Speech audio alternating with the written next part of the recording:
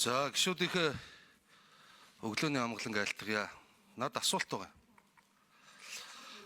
За тэгвэл тайлбар хэлчихье. Одоо ингээд 50% нэмэгдүүлсэн гэж яриад юм л та. Хуулаараа хууль сахиулах байгууллагуудыг ийм үүрэг хийгээд улсын их хурлаас хууль тогтоох дээд байгууллагаас хууль баталсан. Жишээлбэл энэ он гараад шүүгэн шийдвэр гүйцэтгэх тухай хуулийг дагаж мөрдөх журмын тухай хуулиар шүүгэн шийдвэр гүйцэтгэх байгууллага цагдаагийн байгууллагаас баривчлах байрыг шилжүүлж авнаа. Баривчлах байр эрүүлжүүлэх байр хамтдаа байдаг. Орон тоо нэг гэсэн үг. Цагдаа дээр эрүүлжүүлэх нь үлдэнэ. Шийдвэр гүйцэтгэл дээр баривчлах байр нь очино.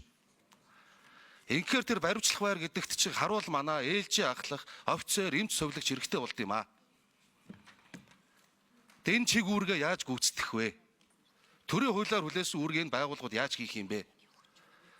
Хамгийн ойрын жишээгэд Улаанбаатар хотод нийслэлээс санхүүжүүлж исэн 160 гэрээт орон тоог эх он чадахгүй гэлцсэн. Та нар энэ зам дээр ягаар замаа зохицуулах юм уу?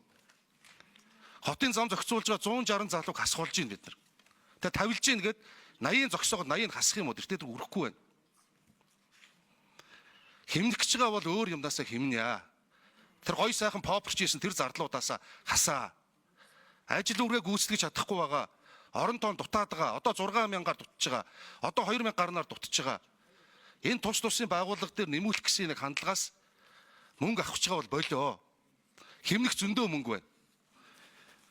За одоо ингээд аймагуд байгаа юм. Усны цэвэр хангамжийг хамгаалах гэж байгаа. Баян үлгий 42, Булган 46, Говь Сүмбэр 50, Дундгов 54, Завхан 50, Сүхбаатар 58, Сэлэнг 46, Төв 50, Увс 54, Яармаг ноцоос, Чингэлтэй ноцоос, Хайлаас, Чингис хот, Мөрөн, Далан задгад ховд энэ болгон ундны их үүсвэр хамгаалах